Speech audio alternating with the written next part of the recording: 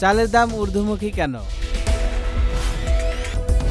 রাজধানীর বাজারে আবারও বাড়তে শুরু করেছে চালের দাম। এতে বিপাকে পড়েছেন নিম্ন ও মধ্যবিত্তরা। সোমবার ৩০ জুন কারওয়ান বাজার সহ কয়েকটি বাজার ঘুরে দেখা যায়, সপ্তাহে ব্যবধানে মিনিকেট চালের বস্তাপ্রতি দাম বেড়েছে অন্তত ৩০০ টাকা। ৭০ থেকে ৭২ টাকা কেজি থাকলেও এখন ৭৮ থেকে ৮০ টাকা। ৫৪ থেকে ৫৫ টাকার ব্রি ২৮ চাল বিক্রি হচ্ছে ৫৮ থেকে ৬০ টাকায়।